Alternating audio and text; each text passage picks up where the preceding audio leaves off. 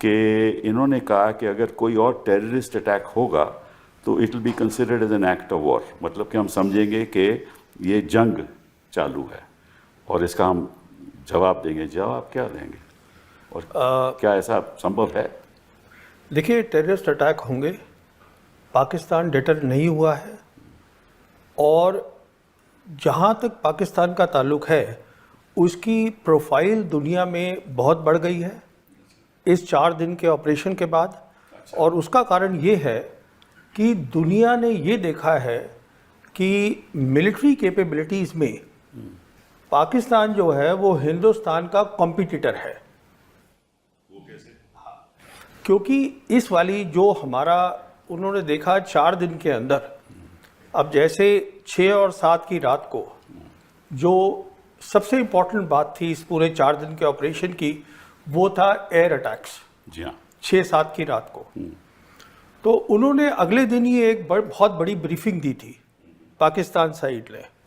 उनके पाकिस्तान एयरफोर्स के air marshal Aurangzeb Ahmad ने इंटरनेशनल प्रेस को एक ब्रीफिंग दी, एग्जैक्ट बताया कि कैसे हमारे पास इलेक्ट्रोमैग्नेटिक आइडेंटिफिकेशंस थी, कहाँ कहाँ हवाई जहाज थे, पूरी डिटेल्स दी उसकी, हमने क्या किया ये भी बताया बहुत इलाबरेट तरीके से कि हमारी जो एयर वॉरफेयर की जो सोच है, जो स्ट्रैटेजी बोलते हैं, कॉन्सेप्ट बोलते हैं, वो कैसे बदल गया है। हमारी तरफ से चुप्पी थी, आज भी हमारी तरफ से कोई उसको बोलने को तैयार नहीं है। अगर आप इस बात को हटा दें, देखिए अभी एक बात तय है, लड़ाई जो होगी हिंदुस्तान पाकिस्तान की और जब जो हमने यूक्रेन में देखी और गाज़ा में देखी, 3 चीज़ें खास होंगी। एक होगी एयर पार, एक होगी मिसाइल्स। मिसाइल के साथ आपको डिफेंसिव सिस्टम्स भी चाहिए, जिसको हम बोलते हैं एयर मिसाइल डिफेंस सिस्टम्स, वो चाहिए काउंटर करने के लिए। और तीसरा ड्रोन्स होंगे। हिंदुस्तान पाकिस्तान के बीच में सबसे इम्पोर्टेंट चीज़ थी एयर वॉरफेयर, और उसमें आप नहीं बता पाए दुनिया को कि क्या हुआ, अभी तक नहीं पता। ऐसी बात तो नहीं, हमने तस्वीरें भी दिखाई हैं कि इनकी डिफेंस एस्टेब्लिशमेंट में हमने हमला किया, इनको ध्वस्त किया है। नहीं, मैं बात कर रहा हूँ 6-7 की रात को, मैं बात कर रहा हूँ सिर्फ एयरक्राफ्ट की। अच्छा, एयरक्राफ्ट मैं जैसे आपसे कह रहा हूँ जो 5 एयरक्राफ्ट की बात हो रही है, 5 या 6 जो भी हैं, तो they will lead the air war. जी हाँ। जो हिंदुस्तान पाकिस्तान की अगली लड़ाई होगी वो वहाँ पर चलेगी, वहाँ पे तय होगी मेरे हिसाब से। जी हाँ। तो आप उसको नहीं बता पाए। दुनिया ने ये देखा है कि अगर आप वो नहीं समझा पाते हैं, दैट मीन्स पाकिस्तान जो है वो आपका कॉम्पिटिटर है। दुनिया देख रही होती है, अब हम अपना कुछ भी सोचते रहें, दुनिया देख रही है क्या हुआ है। दुनिया ने अपने नतीजे निकाल लिए हैं कि क्या हुआ है। और अच्छा देखिए, मैं आपको एक मज़ेदार बात बताऊं, ये एक बहुत इंपॉर्टेंट बात है। वो ये है कि 4 ऐसे मुल्क हैं या 4 ऐसी जगह हैं जिनके पास पूरी दुनिया का सैटेलाइट है, what is called the constellation, around the clock they can see क्या हो रहा है दुनिया में। वो कौन सी 4 हैं? जीपीएस है अमेरिका का, जी हाँ। गलीलियो है यूरोप का, जी हाँ। ग्लोनॉस है रशिया का, और बेदू है चाइना का। अच्छा। और बेदू इन सब में से अच्छा है टेक्निकली, बिकॉज वो बहुत लेटेस्ट है, उसमें 45 सैटेलाइट्स हैं, किसी और में नहीं है। अच्छा। तो एग्जैक्ट क्या हुआ रियल टाइम में दुनिया को मालूम है, कुछ नहीं छुपा। अगर छुपा है तो हिंदुस्तान के लोगों को नहीं मालूम। अब आप ये कहना कि हमने उनका वहाँ पर जाके अंदर वो उसको एक वो एयर स्ट्रिप्स को हमने कर दिया, ठीक है कर दिया, ठीक है, दैट्स फाइन, वो भी क्लेम कर रहे हैं हमने कर दिया। Key thing was the air war, आपने वो शुरू करी जंग, पर देखिए आगे क्या हुआ। लेसन दोनों सीख चुके हैं, आपने उसको पॉज किया है अभी ऑपरेशन को, प्राइम मिनिस्टर ने। इसका मतलब ये है कि पॉज का है कि अब दोनों को अपनी जो लिमिटेशंस है उसकी तैयारी करनी है। पाकिस्तान जल्दी से कर लेगा क्योंकि चीन उसको सब कुछ देगा।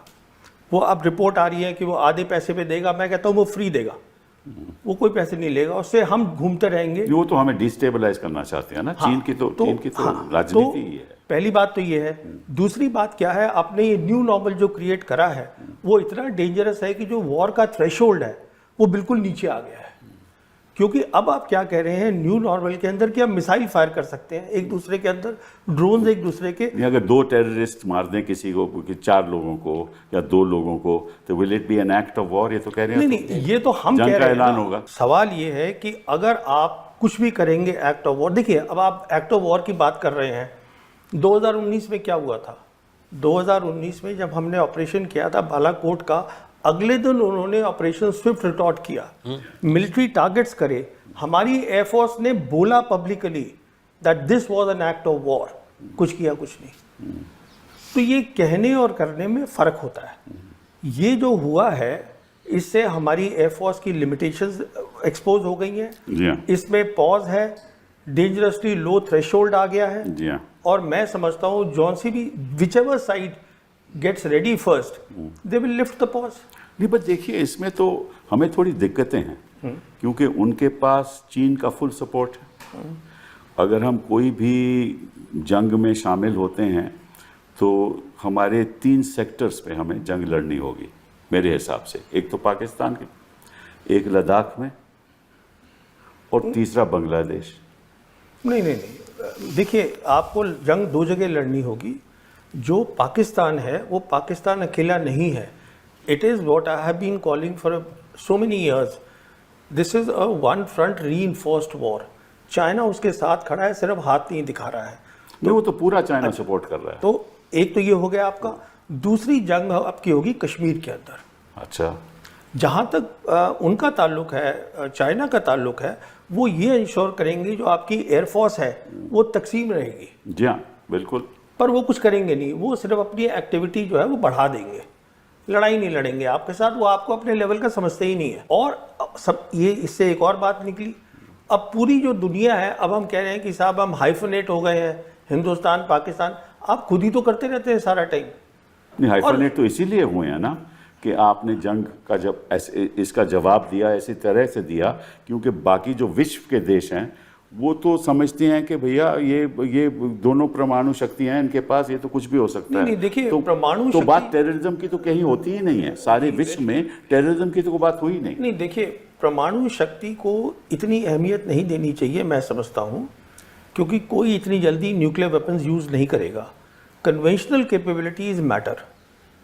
जो जंग होती है, कन्वेंशनल कैपेबिलिटीज़ मैटर, और उसमें वो दुनिया ने देख लिया है कि हमारे वो कॉम्पिटिटर है। क्या? एक काउंटर टेररिज्म स्ट्रैटेजी नाम की कोई चीज़ नहीं होती मेरी सोच में। अच्छा, सॉरी, मैं बताता हूँ क्यों। अच्छा, 35 साल जब ये प्रॉब्लम शुरू हुई थी, ये प्रॉब्लम क्यों चलती रही है? क्योंकि हमारे पास कभी credible conventional war fighting capabilities थी ही नहीं। मिसाल के तौर पर चीन ईस्ट लद्दाख में बैठा है, हम क्या उसको बाहर फेंक सकते हैं? नहीं फेंक सकते। जब पाकिस्तान को लगता ही नहीं है कि आपके पास लड़ाई की काबिलियत है तो वो क्या करेगा? और काउंटर टेरर तो आप अपने एरिया में कर रहे हैं ना, यहाँ पे फेंस लगा के आप करते रहिए, 35 साल और करते रहिए। वो इसलिए कर रहा है ये सब वो कुछ। तो कह रहे हैं कि भाई पाकिस्तान अंदर से ही इम्प्लोड हो रहा है। उन्होंने, वो नहीं हो रहा है। मैं यही आपसे अर्ज करना चाहता था। उन्होंने अपना डिफेंस बजट 20% बढ़ा दिया है। चीन उनके साथ है, पाकिस्तान कहीं नहीं जा रहा। ये जब मैं पैदा हुआ था तभी से सुन रहा था कि पाकिस्तान जो है वो टूटने वाला है। अच्छा, पाकिस्तान मेरे हिसाब से आज जियोपॉलिटिकल प्रोफाइल पाकिस्तान का बढ़ गया है। अच्छा, मेरे हिसाब से आज चीन साउथ एशिया पे छा गया है, क्योंकि बेल्ट एंड वो तो रोड। सही है, वो तो सही है। नहीं, तो देखिए ना, अगर वो छा गया है, उनका इस्लामिक पार्टनर इसमें पाकिस्तान है। पाकिस्तान है जो कि अरब और मुस्लिम कंट्रीज़ के साथ बहुत कुछ कर सकता है। मैं ये बात बिल्कुल मानता हूँ और पाकिस्तानी भी मानते हैं। उनकी गवर्नेंस में प्रॉब्लम है, there is no doubt about it. और मैं एक और आपसे ये बात कहूँ कि उनकी तैयारी हमसे पहले होगी और मेरे हिसाब से they will be ready much faster ये पॉज हटाने के लिए। तो मैं समझता हूँ, आप ये मान के चलिए कि after 1 year we are heading for a big trouble. ये इतना आसान काम नहीं है जो हमने किया है, ये ऑपरेशन सिंदूर, कि हम घुस के मारेंगे, घर में घुस के मारेंगे। You expose completely the limitations of the air force, जो आपकी मेन फोर्स है। आपने 2019 में की, आपने अब करी, तो अब आपके पास कहाँ जाएंगे आप सामान लेने के लिए? वो जल्दी से तैयारी करेगा। वो पाकिस्तान कहीं नहीं जा रहा है। This theory I have never आप मुझे बताइए हम तैयारी कैसे करेंगे? देखिए हमारी देश के सामने जो समस्याएं हैं वो इतनी गंभीर हैं। मैं हम बताता हूं, कितना बजट बढ़ा लेंगे और जब तक हमें जरूरत ही नहीं है बजट की। मैं बताता हूँ ना आपको, बताइए। मेन बात बहुत सीधी सी है, we need peace, peace for development, peace for deterrence building, peace for war fighting capability. आज पाकिस्तान का प्राइम मिनिस्टर 2 बार बोल चुका है कि आप सीज फायर की बात करिए और हमसे 3 मसलों पे बात करिए, Kashmir, water and the third they are talking of is what is the third one, they are talking of 3 things कि उस पे हम बैठ के बात, trade they want to talk. China का अभी vice foreign minister Sun Weidong was here in Delhi, he met up with the foreign secretary Misri, they से कि आप डायरेक्ट फ्लाइट शुरू करिएगा। अच्छा अभी देखिए, जो आपको ये शायद मालूम होगा, आपको तो मालूम ही होगा, Sergei Lavrov was supposed to come here, उसने अपना कैंसिल कर दिया है आना, क्योंकि हमारे प्राइम मिनिस्टर और foreign minister they are going to G7, वो वहाँ चले गए हैं। अब क्यों आ रहे थे Sergei Lavrov? We need Sergei Lavrov, of course we do, we need Sergei Lavrov because not only हमें S-400 चाहिए, हमें S-500 चाहिए। पूछिए क्यों? वो इसलिए चाहिए क्योंकि चाइना हाइपरसोनिक मिसाइल्स देगा पाकिस्तान को, जिसको हम बोलते हैं DF-17 with the hypersonic glide vehicles, they will give it to them. उसका हमारे पास कोई हल नहीं है। वो आप देख लीजिए क्या हो रहा है ईरान और इजराइल के बीच में।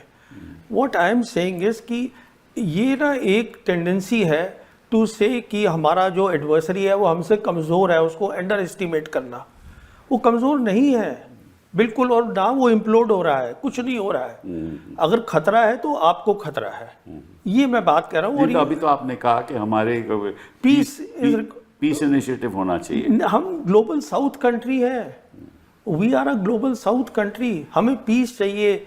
हमारे 80 करोड़ लोग जो हैं वो गरीब हैं, उनके पास खाना, एंड यही तो मैं कह रहा हूँ, तो यही मैं भी कह रहा हूं। हमारे इस समय वो शक्ति ही नहीं है। आप चाइना से बात करिए, पाकिस्तान से, चाइना से क्यों नहीं बात करते हैं? क्या प्रॉब्लम है हमारी चाइना से? हमारी मेन प्रॉब्लम चाइना ये है जो अमेरिका की है कि we cannot digest, we cannot accept a successful China. हमारी मेन प्रॉब्लम चाइना से ये है, एक कामयाब मुल्क है जिसको हम एक्सेप्ट नहीं कर रहे हैं। देखिए एक मिनट, मैं let me just finish this point. If you see the 36 dynasties of China, एक को छोड़ के all the dynasties they built and rebuilt the great wall of China. देखिए कश्मीर की आप जो भी कह लीजिए कि ये हमारा हो गया, कश्मीर जो ओरिजिनल कश्मीर है उस पर आज चाइना भी बैठा हुआ है, पाकिस्तान भी बैठा हुआ है। ये भी हकीकत है कि यूएन में 1948 रेजोल्यूशन था, वो भी एक हकीकत है। नहीं, बट उसका तो कोई अब मायना नहीं रहा। नहीं, देखिए मायना है, उसका मायना ये है कि जो उनका डिफेंस मिनिस्टर है पाकिस्तान का, ख्वाजा आसिफ, उसने 4 दिन पहले बयान दिया है, ये सुनिएगा इस बात को। 4 दिन पहले उसने ये कहा है कि हम लाइन ऑफ कंट्रोल को अब सीज फायर लाइन बोलना चाहते हैं। इसका मैं इम्प्लीकेशन 1 मिनट आपको बताता हूँ। लाइन ऑफ कंट्रोल जब बनी थी शिमला एग्रीमेंट में, इसमें 2 चीज़ें थी। पहली थी दिस वाज बायलैटरल, करेक्ट। दूसरी चीज़ इसमें क्या थी, वो क्लियरली लिखी हुई है कि neither side will use force to change the line. That's correct. इसका मतलब ये हुआ कि आप टैक्टिकली उसको हिला सकते थे, जो हम हिलाते रहे हैं। कभी हम उनकी एक पोस्ट ले लेते हैं, हमारी ले लेते हैं। If now they are saying we want to go back to the UN resolution and the ceasefire line, उसका इम्प्लीकेशन सीधा है they are preparing for attack on Kashmir. अरे नहीं, I don't think so that they can dare to do that. देखिए मैं तो ये भी मानने को तैयार नहीं था, और मैंने शायद आपसे सहमत नहीं हूं आपसे, मैं नहीं समझता कि ऐसा। नहीं, दैट्स ओके। मैं, आपने मुझे बुलाया, मैं अपनी आपको ओपिनियन दे रहा हूँ। मैं आपसे पहले भी बात कर चुका हूँ, मैं तो ये भी मानने को तैयार नहीं था कि हम ऐसी कुछ हरकत करेंगे ऑपरेशन सिंदूर में कि we will actually cross their air space. मेरे को तो लग रहा था कि हमारी जो सिक्योरिटी टीम है, टॉप सिक्योरिटी टीम सरकार की, वो सोचे कि इसका इम्प्लीकेशन क्या है। और मैंने आपसे बात भी की थी इसके बारे में कि ये नहीं होगा।